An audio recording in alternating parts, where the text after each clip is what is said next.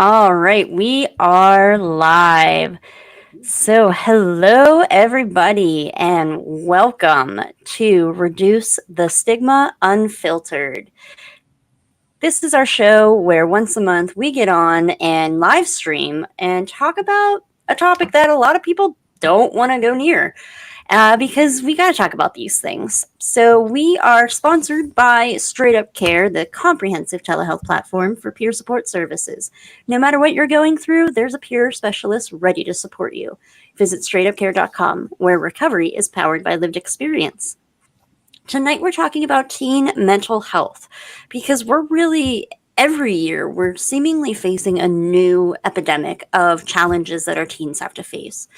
In 2021, more than 4 in 10, so that's 42% of students felt persistently sad or hopeless, and nearly one third experienced poor mental health. Additionally, more than 1 in 5 students seriously considered attempting suicide, with 1 in 10 attempting. This is something we all need to be aware of. And so tonight's guests are going to help us understand what we all can be doing, how we can support teens. So I'm going to first introduce my co host, Dr. Mo. Dr. Mo, can you go ahead and say a couple things? Hey, I'm happy to be here. I'm actually excited to talk about this topic because it is difficult. And I think that's the reason that we come together, right, is to have these difficult conversations. So thank you. Absolutely. And before I get to our guests, I'm going to let everybody know you can submit questions as we go along. We do have some questions prepared, but this is an opportunity for you to ask and get responses live. So I'm going to first ask Pat to go ahead and introduce himself. Steel City Hardcore Recovery 412. We work on mental, physical, and spiritual well-being courses for adolescents and adults, and I think the topic of adolescent mental health is something I'm passionate about, and I look forward to speaking with you guys all and trying to figure out a solution to this pandemic. Thank you, Pat. And Talon. Hi, I'm Talon. I'm a certified peer support specialist with Straight Up Care, and I've been certified since November 2023. And I also volunteer with our street med team and am passionate about supporting youths and adolescents that are struggling. And yeah. Thank you. Thank you both for being here. I'm going to throw a curveball because I definitely did not prep anyone for this. Show of hands if you struggled with any type of mental health issue as an adolescent. That's right. I think everybody does at some point. And so to kind of dive in, I'm going to kick it over to, let's start with you, Talon. Why is this topic important to you? What kind of gets you excited to talk about a really serious topic that isn't an exciting topic necessarily? So I have my own personal experiences with mental health, and so I understand, or I can understand what some certain people are going through, and can be a peer support and help, and am passionate about youth and adolescents not feeling so alone through the journey of growing up and becoming adults, and all of that stuff, because that can feel very isolating for a lot of youth and adolescents. So. Absolutely. And Pat, how about you? Why is this topic important to you? I mean, for me, I think it stems from lived experience as well. The change in how we've been communicating with one another, technology being a crucial, beneficial, but also has had its negative consequences. And when I was growing up, we used to pass notes back and forth to each other to bully and pick on people, and now it's going to millions of people because everybody has their phone, everybody's live recording and streaming, and I couldn't imagine having the depression, the bipolar, the ADHD whenever I was young compared to now, and just how prolific it is, especially with the concept of there being the lockdowns and from school and everybody having to do it online. Technology is a useful tool when used correctly, but in the wrong hands, or it can be detrimental. Absolutely. So let's dive into the role of technology. I mean, we can't get away from it. So, how, and I'll open this up to anyone, what do we need to be talking about when it comes to technology and teen mental health? Safety. Safety. Can you tell us a little bit more? We need safety, and we need responsible educating of what it's being used for the good and bad. There needs to be a complete revamp of the we don't know, that's not really going on.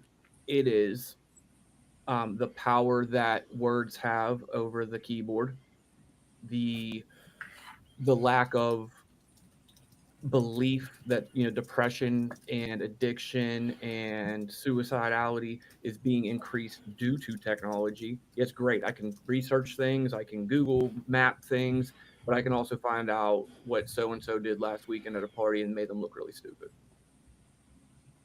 Yeah, absolutely. Yeah. So I think I talk about this. Oh, sorry, Talon. I think I talk about this a lot of times as far as like, what does it look like for parents to be able to track their children all the time, right? And I know maybe I'm not going to be a crowd favorite with this, but like, I love that we have the ability to know that our family members are safe. But I also think that we have to allow some freedom for our kids to be kids too. And so I kind of, I guess I'm looking at technology in a kind of a different way, but like there are spaces where we have to allow our kids to be kids. And sometimes we put them in a box and we want to keep them safe. Of course we do, right? But we also have to let them be and learn and explore, and know that as parents that we've taught them the skills that they need in order to be successful in those areas. And kind of going off what Pat said, if we don't teach them those things, nobody else is going to teach them. And that goes for everything. That's substance use, that's sex, that's every topic you don't want to talk to your kid about. If you don't talk to them about it, their friend who knows nothing about nothing is going to be the one who teaches them. And that's not okay. Sorry, Talon. Yeah, no worries. I totally agree with monitoring and safety practices on the internet with youth and adolescents. I grew up in the unfiltered internet age, and as a young age, would seek out or stumble upon some pretty hard things. And as I've gotten older and have more experience with the internet, I know that like you have to pick and choose. You have to kind of self manage, what you're looking at and what you're absorbing and not doom scrolling and keeping it positive. And so that's what I'm pro. The internet isn't for kids, I don't think, not in my opinion. So, I mean, yeah, we want kids to figure out how to like find their boundaries themselves, but we're talking about a boundaryless entity. Like, so I meant like you were like Mo, you said like maybe you won't be a crowd favorite. How do you do like I don't know, same talent, like I went onto stuff in the internet as a teen that I definitely shouldn't have been, and like where is that line, and is it all coming back to that conversation, that honest discussion? Is that the starting point?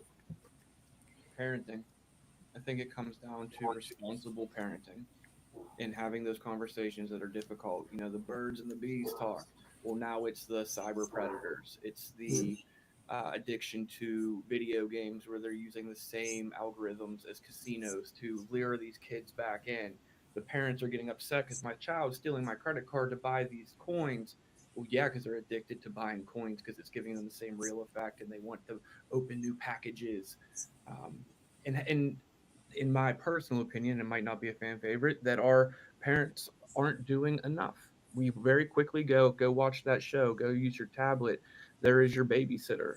No, we're adults, we're parents. They don't know, and they need to learn from us. Yeah, I think modeling is a huge thing, right? So I remember the first time that my youngest kid said something about me using my phone, and I was like, ugh, it felt horrible, right? Because I knew that I was obviously using my phone too much if she was commenting on it. And I think we all get a little out of alignment with this, but yeah, there are definitely places where we can give them, we have the tools now, I think, there's parental controls on things that kind of keep people safe. And it is really easy to be like, oh, I'm stressed out. Just you can be on your tablet for a little bit longer or do whatever. But it is really important that we keep some of those boundaries and having those conversations. I remember having a conversation with my son when he was young and saying, like, I know that you can find porn on the internet. And I also want you to know that the porn on the internet, you're not going to find in real life. And it is going to taint your relationships moving forward if you're not careful on the things that you look at and the things that you think are real, right? So just having some of those hard conversations and thinking, about the dopamine drop that you get. Like even my phone right now, which I'm not touching or looking at by any means, has a whole bunch of dopamine on it. It's got a whole bunch of little things that are lit up that say, check me, check me. You can get a cheat. You can get a little cheaty dopamine drop, right? That same thing happens for kids when they're young and they're playing their tablet and you take it away and they're like, "Rah!" Well, of course they're upset. They were just getting all that dopamine from having fun. And, like Pat said, it's created just for that, right? Our phone's the same way. So think about, as parents or as adults, think about the same way you feel when you can't touch your phone. I mean, when's the last time you left your phone at home and then you panicked? Yeah, Pat's like, I didn't do it. I never left my phone at home. Or you can't find it for a couple minutes. You're like, where's my phone? Somebody call it, right? So that's what your kids go through too. And if we monitor and allow them to have things in moderation, it's not going to get to that point. They're not going to freak out if their tablet's gone. They're going to be able to have better boundaries with that too. And I think that travels over into other things. We create resiliency in that way. If we say, we said 30 minutes and 30 minutes is what it is. And when the timer goes off, 30 minutes, that is what it is, right? They understand. So they're like, okay, this is my time away from it. And that's where the resiliency comes from. Same thing, we do it again and we realize we can have time away from it and it's not going to bother us. And just kind of navigating in those spaces where we just really do create an atmosphere that looks exactly like the way we want our kids to be able to interact with technology. I've had a terrifying realization today while working with some adolescents. I asked them coping mechanisms when they get angry, when they get sad, when they're feeling some kind of response they don't want. Every one of them answered, my phone, my phone, my phone. And I was like, what are you about grounding? What about like deep breathing? What about going outside and taking a walk? Phone. Yeah, it is. It's easy. It's an easy feel good, right? We can just check out from all of reality and go, what's going on TikTok? And like Talon said, I have created a space where my internet use is beautiful. It's mostly positive. I don't get any crappy news. I don't get anything. It's a beautiful place. So when I go to my phone and I'm what you might call doom scrolling, I'm not. I'm like, ooh, what's this Buddhist monk doing today, right? Like it's a happy place. So to check out makes sense because I can go to a happy place. But all the other things that happen while I'm on there, like constant work, is not great, right? Okay, so still sticking with the theme of technology, what about the cyberbullying? We haven't touched on that yet. What's going on there for today's teen? It's pretty intense today. Cancel culture and bullying culture is pretty accepted on the internet and normal on the internet when it shouldn't be. We should be using those spaces to lift people up. So I would just push to educate yourself on what you might think is right or wrong, or to stand in your truth if you're being bullied online, and that kind of stuff, and seek help and never be afraid to reach out to other peers or adults too. So Yeah, I feel that there's been a big push in getting information out there, some data that this is happening. So once they saw that it was happening, they had to take some action. And I know for me, when I play video games, the language being used by children and adults and the racist comments and the swearing and this and that, they did incorporate that they're listening to you all the time. So if you use that language and you're recorded, or actually it'll auto report you, you'll get blocked for a certain amount of time. Great. That's a good start. I really think it comes down to, again, parenting. One generation to another, racism carries over in the inability to accept another for who they are carries over. And it's like we just have to, it's like we have to start over and just love. There's a lack of love, a lack of empathy, and a lack of understanding because my way is the only right way. And that's incorrect. Yeah, I think we get scared about things we don't understand, right? Instead of embracing it and taking it in, we're like, it's scary and I don't want anything to do with it. And we put up a wall. So I only have lived experience in cyberbullying via one of my kids. And I remember her just being really like shut down about it, but I didn't really know what was going on and ended up asking her. And it was a kid at school that was bullying her through every sort of social media that she had, right? And saying extremely inappropriate things that I ended up having to go talk to that kid's mom about, which was super difficult as well. But I was like, your kid can't talk to my kid like this ever again, or I'm going to lose my whole mind. Right. But I can't imagine. I mean, I saw her shut down, but I can't imagine what it's like to be like, no safe place at school, because they're probably bullying you at school too. And then every form of social media, they can contact you at any time of the day, all times of the day, and say horrible things to you that way too.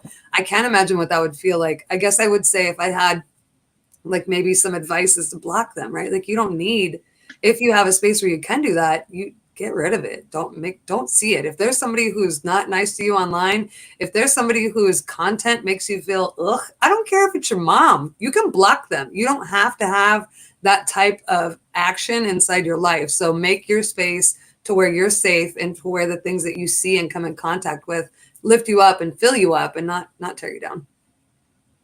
And it's not just adolescents; adults are bullying adults too. I mean, I'm 37 years old. I felt like I was about this big playing some of those video games, or the way that people talk just in general and put you down, and they'll use things against you. And it's just like, where are we learning our values? Where are we learning respect? Where are we learning that people are people? There are no consequences on the internet, or not a lot of consequences. It's a lot of just free for all. But you mentioned the AI or chatbots catching the slurs and the bad language, and that's a good thing to have. I think is, yeah, you need consequences, the same consequences that we have in real life for our words. We need those same consequences on the internet Yeah, and on I social agree. media. I think that, the consequences we might have got back in the day might have been a right hook, right? And not saying we need to punch people. I'm not saying that's okay. But I'm saying there were real consequences when it was face-to-face type interactions. And when it's not, and you're just behind a keyboard and there are no interactions, it's hard for you. I think it's hard for people to sometimes remember that there still are consequences. I know, even I was getting trolled, I guess, if you will, on like a TikTok, where I was just trying to create content for people who are in recovery, right? And people are like, don't worry about it, don't get mad about it. But I was like, why? Just why? Like, I didn't even understand, why would you even take the time to talk poorly about somebody who's just trying to help other people? Like, why even make the time? And then they wrote in all caps lock. So then I was like, your comments don't matter, you're in caps. It's a hard thing trying to teach adults, let alone children, acceptance, that you cannot change their opinion. You can't make them believe the sky is blue when it's black. Right. And it is so powerful. You want to convince them that what they're saying is wrong. How dare you say that about me? That's not me. They believe it's you. That's what it is. Right. Exactly. Yeah. And it's People not, it need to wasn't live in their truth. exactly. It's not even worth the effort to try and explain something to somebody who, you don't have, they don't have to listen to you. There's no like way you're going to convey your message via text that's going to allow you to break through. Although I would say, if it's a comment that challenges your views, read it, take it in, take time to go, does this align, or why doesn't this align? What does it look like? What can I learn from this interaction? If it was just challenging your views. Now, if it's being rude, that's a whole different story, right? If you're being a jerk, you don't get my time and effort. But if you're challenging my views, you should take that in and think about it.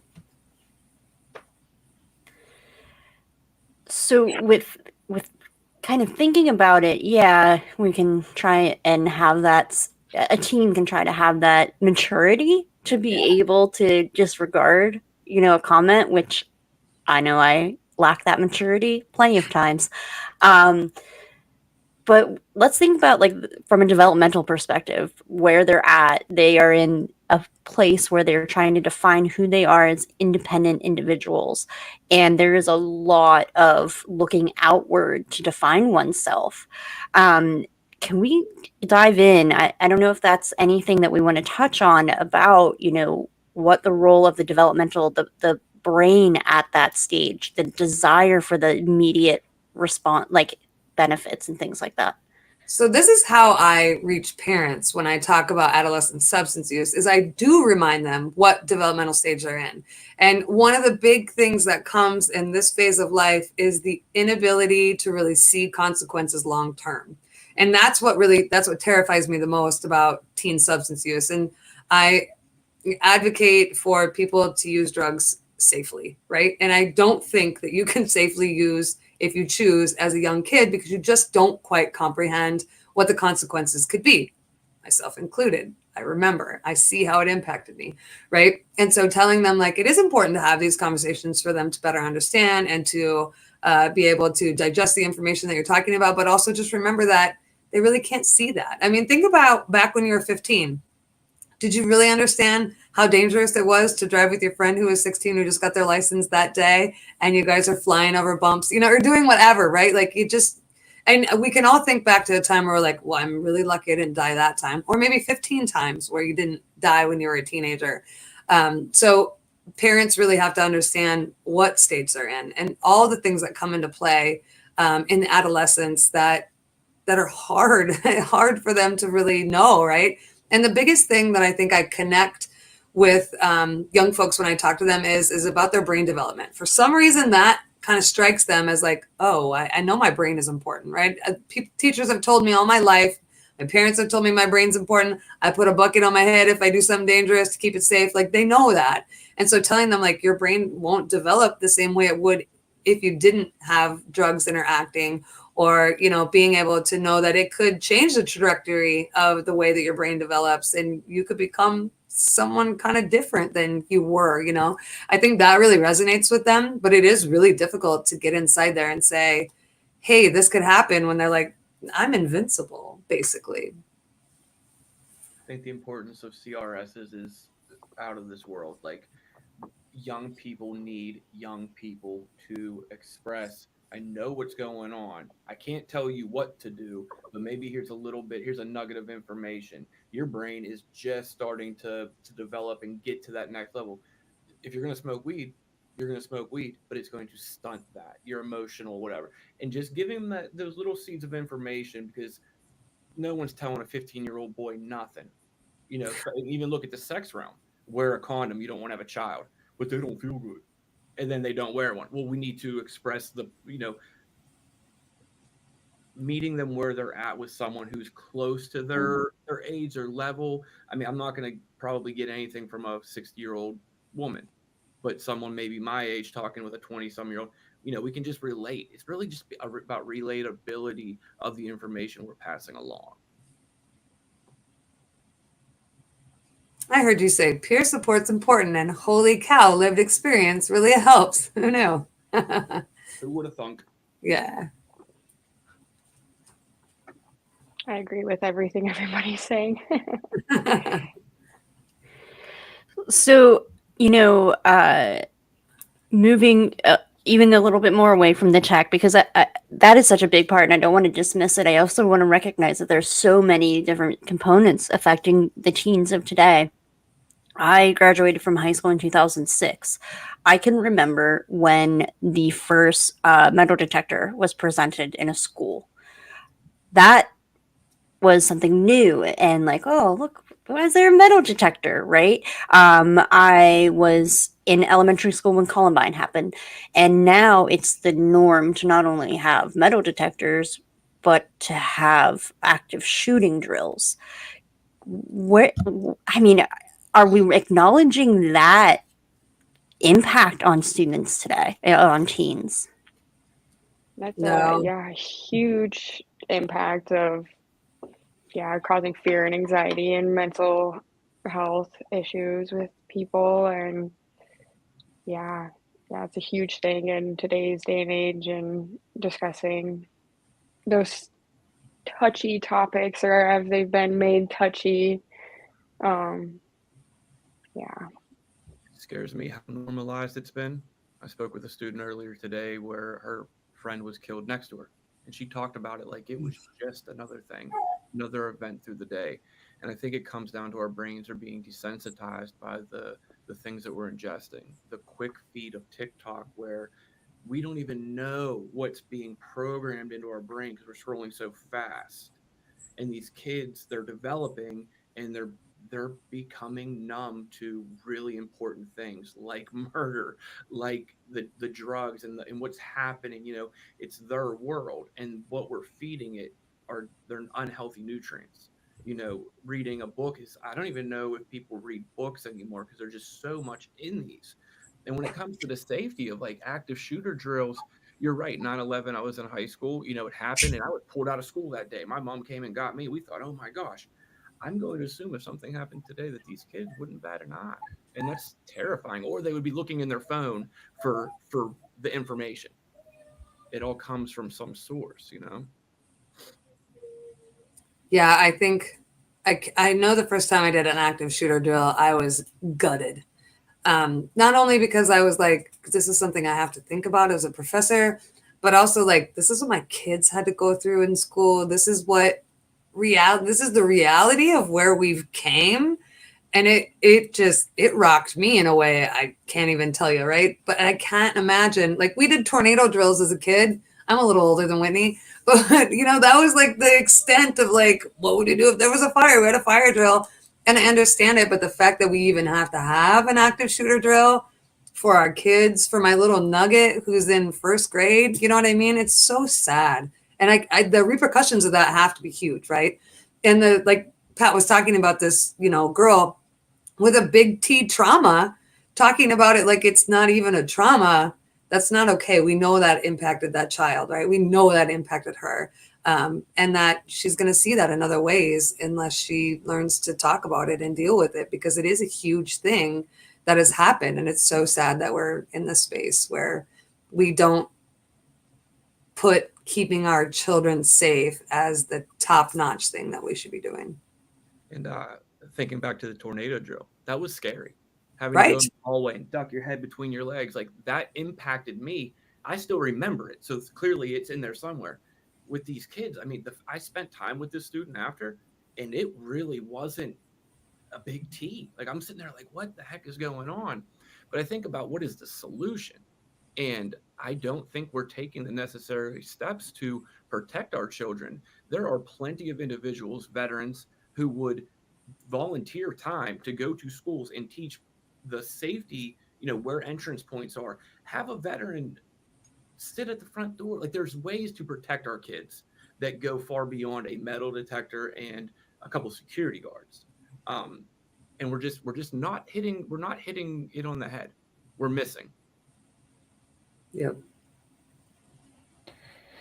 Well, and so there are those steps to take for physical safety. And sadly, I don't think we're going to see the need for active shooter drills to go away anytime soon. I would love it. I wish we could wake up tomorrow and they no longer need to be in existence. But then let's talk about that emotional well-being and safety. That girl that you talked to, Pat, maybe the big T, she is so traumatized that it's not even presenting yet because she had to bury it so deep, and then it'll come out in potentially risky sexual behaviors, in it could be in things like theft, it could be in substance use, it could be in risk taking, and then it makes me think about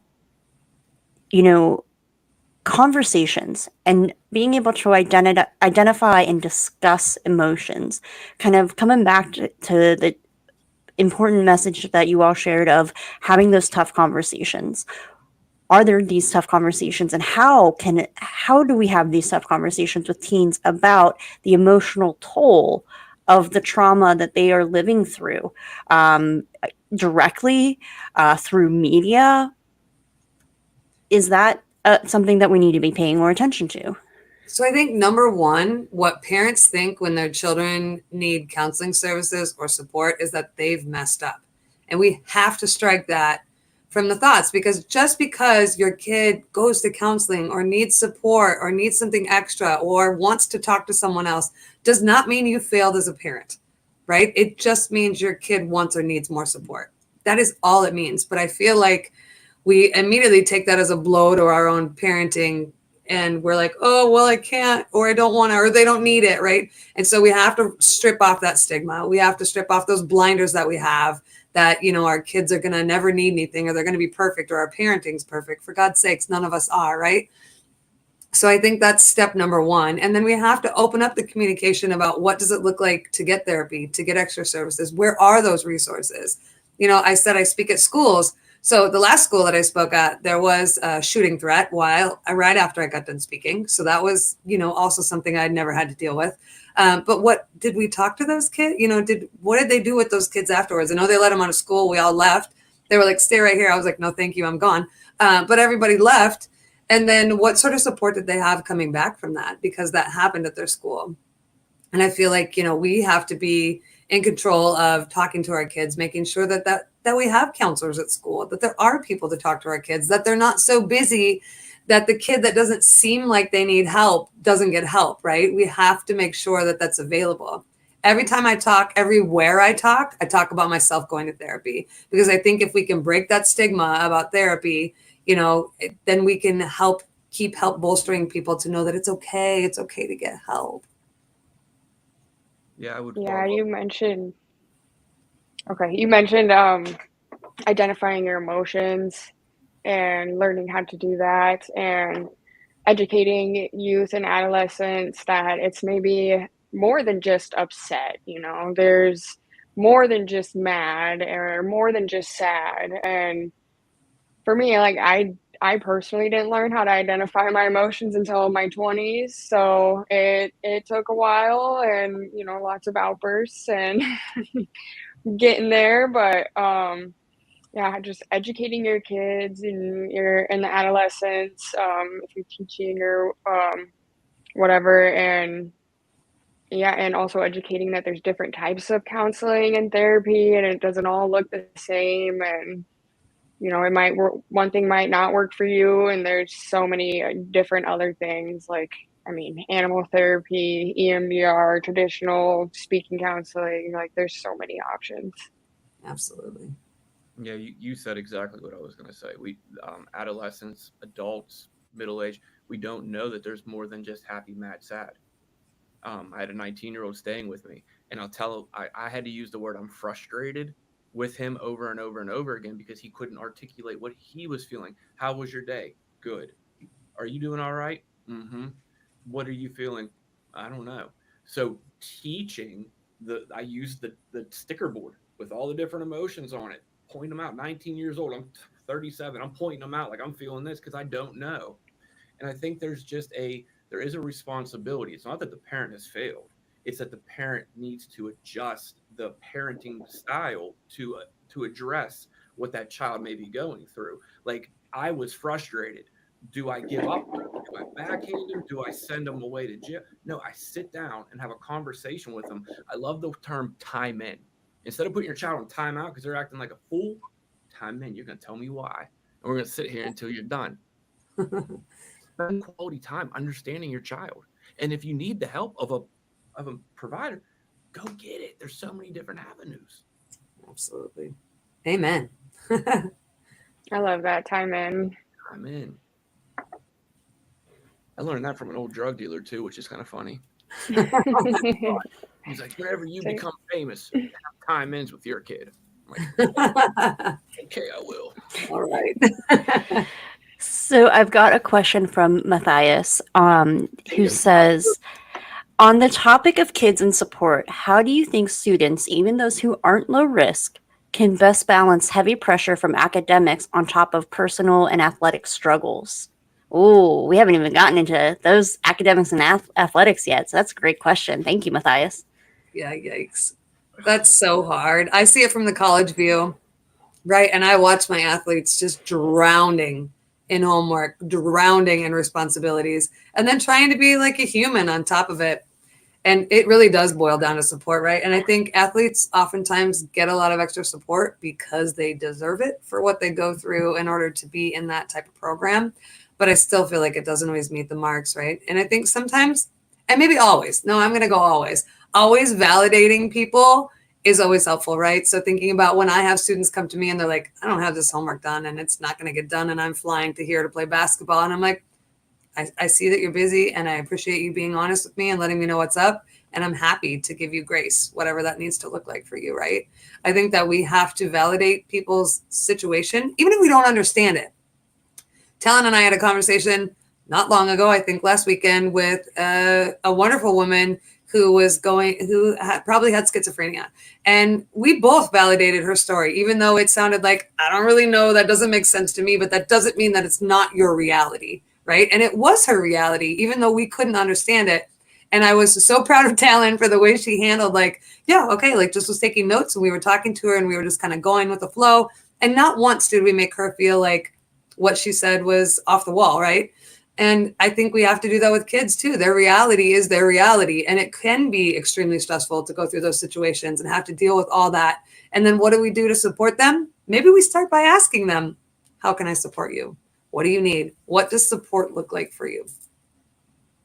I love that. And it seems to be like if a student comes up to me and they have an excuse and they're at least expressing that excuse, I'm not going to tell them it ain't real. My dog ate my homework. Maybe they didn't get to eat breakfast this morning. Maybe last night there was a fight between the parents and they didn't sleep at all. Just come up to me and tell me something, and then maybe I'll pull you aside later and we can have a one-on-one. If you feel trustworthy, if I'm trustworthy, if I'm building that trust with you, maybe you'll share. And if not, that's your world. That's like your reality, but the whole grace and mercy of it.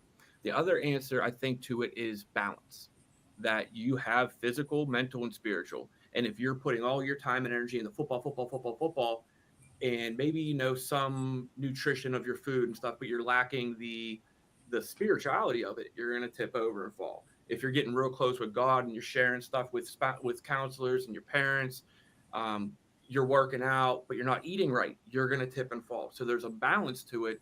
And then reaching out, finding those people, that offensive line that can protect you from the things that are coming at you, and using them. Hey, I don't see that blind side coming through because that bully is over there. Let someone else block that. Hey, some issues with my family are going on. I don't know who I can talk to. Therapist, Pat, center. It's just you have to trust. You have to have some trust, and you have to find the right people to trust and balance out, which is at that age, balance. All I wanted to do was have fun. Fun. Right, Thor? Just fun. Mhm. Yeah, I think balance is huge when it comes to being a busy person and keeping your mental health in check and taking time for yourself and self-care and practicing self-care on a regular basis. I think all of those are great points. Can you I talk more think about self care? I'm sorry. no, you're good. Can you tell Talk me more more? about self-care? Yeah, like what does self care look like to you, and how can students use that? Yeah, so self-care, so like instead of reading a textbook, read a fantasy novel or read a fiction. Is it can be a form of self-care. If you've been busy and like, it's so hot, take a nice shower, long shower, switch from hot to cold. Yep, take a big nap. Give yourself grace. Don't hold yourself to a standard that you can't meet. I have a huge problem with that. I'm sure as most people do, but yeah, try to give yourself grace as much as you give others grace. And one thing that has resonated with me for a long time is talk to yourself like your younger self. Like imagine, take a little picture of you when you were 4 or whatever, and when you're talking to yourself, imagine that little girl or boy or person, and that helps a lot with being kind. I love that. I love that. I think like I wouldn't talk to Talon the way some of the thoughts that come into my head, right? And when I think self care, I also think self love. What does self love look like? Because sometimes that can be the whole list of things that you just said, and even more. It can be a walk. It can be just chilling out. It can be anything. But what does it look like for you? And then yeah, giving yourself some grace is extremely important. Good points. I love playing that tape the whole way through too, for the what is the reality of what I'm telling myself. I have these intrusive thoughts that I'm not doing good enough, that I don't deserve a break, that I'm not the star athlete, I'm not these things. What's the validity? Show me some evidence that you're lazy. Show me some lazy that your dog isn't being supported. If there's no evidence to if the evidence doesn't outweigh the good, then just kick it out. Get rid of it. There's no use for it. But I love the self love, the self reflection, the talk to yourself the way that you would talk to your best friend. Yeah. So, you know, uh, Man, my head's kind of spinning because you all said so many things. I'm like, oh, I would follow up on that and that and that and that and that. But self love, I don't know about you all. I didn't have any of that in high school. Yeah. Wish I And did. right, like phew, that would be great. That would have helped a lot. Uh, so we have this lack of, I think, maybe just a natural part of that development stage, right? We want the validation, external validation. We have a lot of young people who are making millions of dollars on social media and things like that. Then, let's talk more about the pressures of academics and athletics, right? Because those are very tangible metrics to achieve. If I don't get straight A's, I'm bad. If I don't make the starting varsity, I'm not good. How can we better support for students that you don't have to? Yeah, straight A's are great. I'm never going to tell someone not to go for that if they want to. That's not all they are, though. And I think that we lose kids to those identities or to get into a certain college, and we forget about like the fact that there are trade schools and like all these other ways to go about living life because we've defined this kind of perfect ideal of what an American should be at this point in our society. And so, any thoughts on those academic, athletic rigors and the toll on sense of self? So I'm going to go straight to parenting again. So this can happen two ways. Um, am a retired hockey mom. Can I say that? That's kind of funny. So my kids played hockey, and I don't know a lot of other sports, but I remember watching parents like, you better da da da da da, or like a kid would let a goal in, and they would scream at the goalie, and I'm talking like 8-year-olds, right? I'm not talking like big kids. I'm talking like 8-year-olds. And to the point where I had to ask a dad one time, is that your kid? I can't believe you talk to your kid that way. And then I was like, oh, I'm going to get beat up by an old man in the stands. I better get out of here. So as a parent, you can't push all that on them. I remember asking my son, like, what do you want to be when you grow up? Which seems like such a cute little question. But my son is sassy. And he said, I don't need that kind of pressure in my life. So please don't talk to me about that. And I was like, okay. Okay, thank you. And then there's also the path that you show them, right? And I remember my son also, he's a very kind kid. And so he kind of intakes things. But I remember him being like, I need you to know I'm not going to be a doctor like you. And I was like, bro, I never asked you to be that. Like, I don't expect that from anybody. It's kind of a nightmare. Like, you don't have to do those things. So think about what you show them, what you say to them, and how they interact with both of those things surrounding it, right? And if you make a big deal about grades, if you make a big deal about the sport that they should play because you could have been a real athlete in that sport too, like you have to know that will harm them, and you have to be aware of that as a parent. I think if I could take a gold thread of what we talked about so far, it's really mindfulness, right? Not only mindfulness from parenting, but mindfulness learning it at a young age. I can tell you, I'm raising my little one different than I raised my older ones because I have more knowledge now. And I really do make sure that I spend time with her mindful, but also that she becomes mindful. Why are you doing that? Why? What made you want to do that? Why are you eating that? Is your tummy full? Like different things where I just want her to be aware. And I don't want her to be aware of one thing or the other. I want her to be aware of everything she does and how she moves through time and space. And I think some of those things are important for us to remember as parents in order to not accidentally impact our children. I used to think it was cool that I paid my kids for A's. Like if you get A's, then I'm going to pay you. But I was really not reinforcing what I wanted to reinforce. And so then I was like, I'm just going to give you some cash at the end of the year, no matter what, because I couldn't like take it back after that. But once I knew that I was not reinforcing something that I wanted to reinforce, I stopped it. And then I just said, here's how much money you would normally make. Now you just get it. Have a good day. That was a parent tax that I took on myself because I messed up, right? But we have to be careful when we put these ideals of what they should be or who they could be, and ask them who they want to be or what they want to do or what would make them happy. We put mountains in front of our kids. You have to climb this mountain. You have to reach this peak, and then try falling off a mountain. Tell me if you really want to get back up.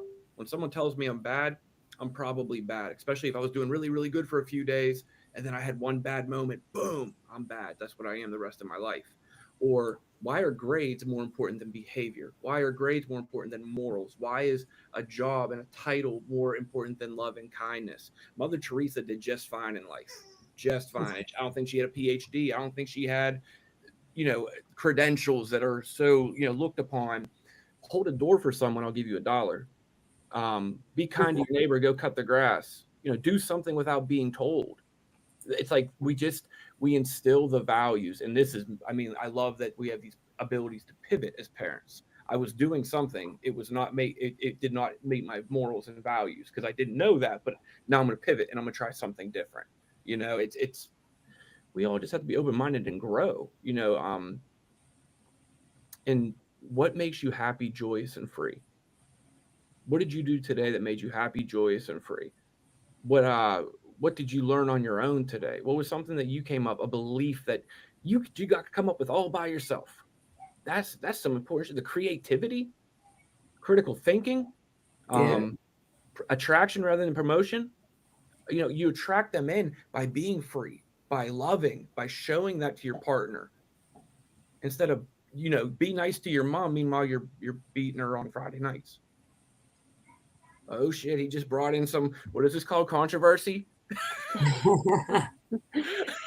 So yeah, I can't speak on expectations for children as parents, but as a child with um, like most children have an expectations from their parents. It can get, yeah, very overwhelming and very heavy, and you like I just got to a point where I was like, you hear it your whole life. You should be doing this. You should be doing that. You should be getting, yeah, these grades, or should be scoring that basket, or whatever it is.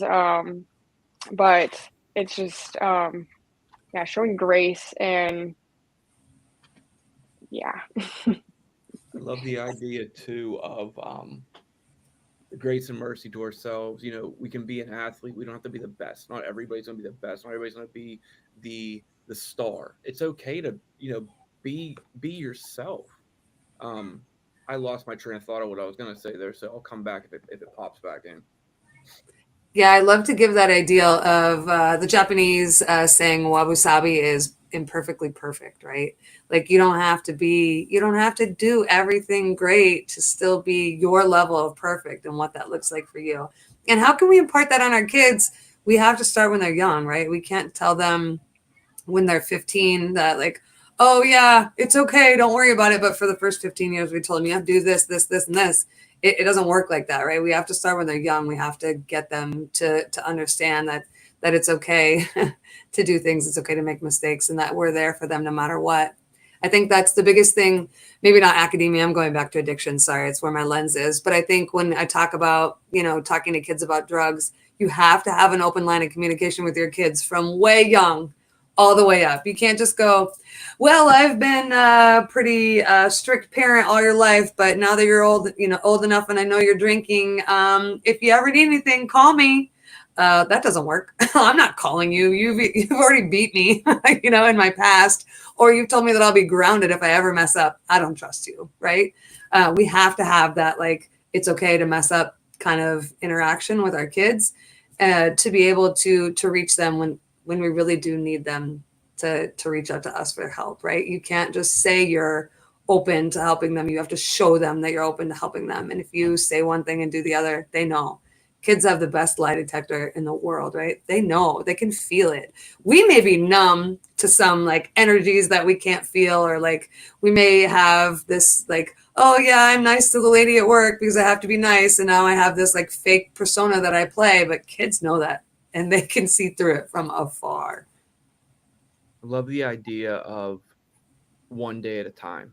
Yes, it's a recovery phrase, but it is a daily life phrase. If I had a bad day yesterday as an adult who doesn't have a substance abuse problem, but I keep showing my child that every time the page flips, every day is a new page, and I'm still writing that on the page over and over and over again, then they're going to continue that pattern too. How about today you make it through school and you come home safe? How about today you're nice to a classmate and maybe help with some homework? How about today you just do one little task, cut the grass without me asking? And if you fail at one of those or you make a mistake on one of those, tomorrow's a new day. Let's not let it carry over. It's a fresh page. Let's start over and let's get it. Absolutely. Yeah, that made me think of when don't be afraid to ask instead of just tell.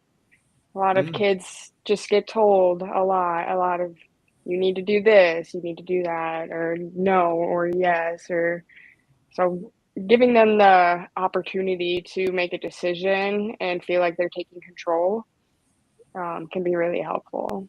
Absolutely. That just made me think of something that I read the other day, and it was like, how come we expect our kids to be good all the time, never have any outbursts, never do anything wrong, but we ourselves melt down 3 times a day, or we say something that's off color or whatever, like how come we're okay with doing it, but our kids need to be strict and in line and never act up? Like we have to give them a space to do that. At home is their only place where I would rather them do it. If my kid's gonna need to blow off some steam, I'd rather her do it at home than at school, and know where it's an okay place to do that. So remember that kids are kids too. They can't be perfect all the dang time. I heard a metaphor for teaching too. Like if you want your child to take the garbage out, you don't just go tell them to do it. Go take out the trash. They're watching a TV show. Okay, so we can either pause the TV show and you can take out the trash, or finish your TV show and then go take out the trash. Then they go, huh, I got an option on this. On which one's going to Yeah. work better, And again, for some reason, I'm so passionate about this. Which is more important, being a good person or being the star athlete on the football team and not being a good person? Treating people with respect and integrity, not committing acts of violence, not being a sexual predator, or getting a straight A in all of your classes and going to an Ivy League school. I'll take the other kid all day. Yeah. Yeah. And that just kind of all comes down to what what messages are they getting that is important? Because if you have anyone, and I'm not putting it on the parents, I don't want it to seem like we're just saying parents. I think it's anyone in any kid's life, and as well as society at large. Yeah, we pay athletes a whole lot more than we pay social workers, right? And so let's also recognize, what are we showing our attention, giving our attention to?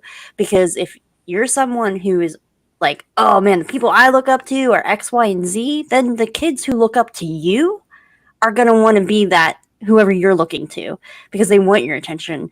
But also their peers. Their peers may think it's funny to trip a kid, right?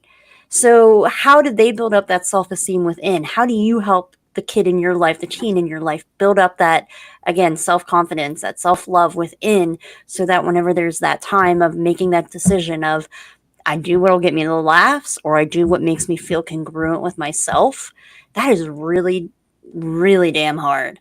But we can all help the kids build that up.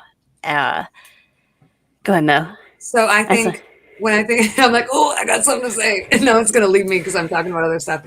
So I think that when we said parents, we also meant adults who are in kids' lives. So it doesn't mean you're just a parent. And you could be a teacher, you could be the janitor. Anybody who interacts with a child's life can use all the things that we talked about tonight to build them up.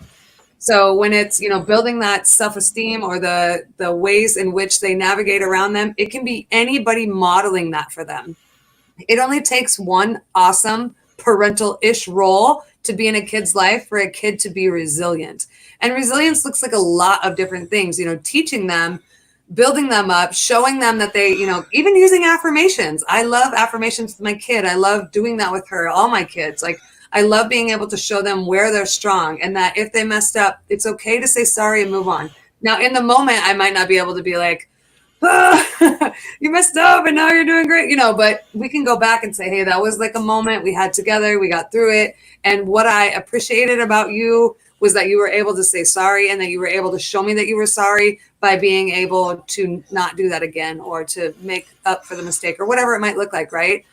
Little things like your garbage explanation, and after they're done, how can you say, cool, you made a really responsible decision, exactly, for doing what I asked you to do, and I really appreciate it. Thank you for that. Like, just little itty bitty things like appreciation and affirmations go so far. And they earn an extra half-hour TV. You did something well here without causing an issue, or even you made amends. You were acting some kind of way and you came back 10 minutes later and said, I was wrong, can I please apologize? Here's another half hour. You can give them that. Or let's go have some ice cream. It doesn't have to be TV or video games. The the program of anonymity teaches that we make amends when promptly wrong. When we're wrong, we promptly admit it and make those amends. That goes through all things in life. And if you build those and encourage them as a mentor, you're right. Any person can have a huge positive impact. I believe high frequency, low frequency. You're around 100 low frequency people. They're all putting you down. All it takes is one person up here, and it's going to wipe out the low frequency. Give me one mentor, change the world.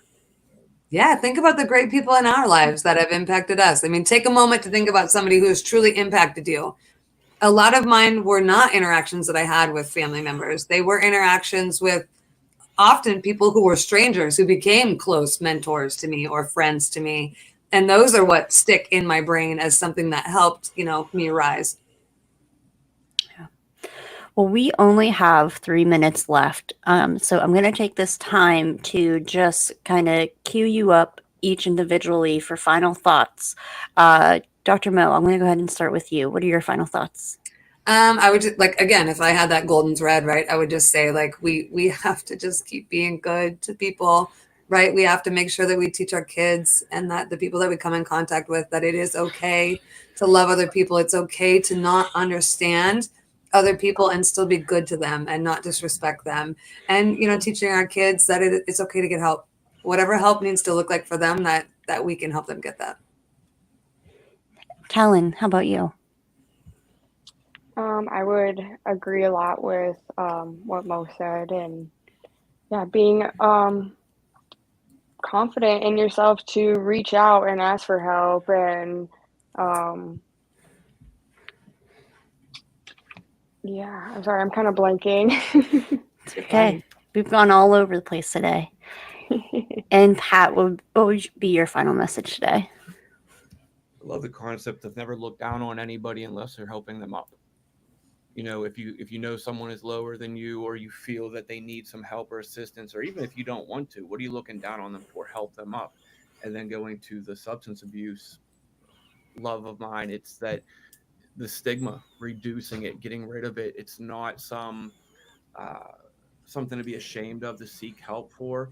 And I know the one book that I read a lot, or I utilize in a lot of my therapy, is the Shadow Workbook, and it really gets to the underlining traumas of what we've been created as children to be these adults, and we can go back to it and reshape who we are. I was not always like this. I was a child that would be utilizing these TED Talks. Yeah. Well, that's wonderful. And for all of you listening, watching, you can find Dr. Mo through Straight Up Care, as well as on TikTok. She's got a really awesome following there. Also has her book, The Alcohol Reset. Talon is working as a peer specialist, and you can connect with her at straightupcare.org. These links will all be provided in our different show notes. And Pat has Steel City Hardcore Recovery, where he's doing a lot of things, really tending to that balance. So you can connect with Pat at Steel City HXCXrecovery.com. Thank you all so much for diving into this conversation. I love that we said the tough stuff. So this is great. Thank you all so much. Thank you. Thank you, guys.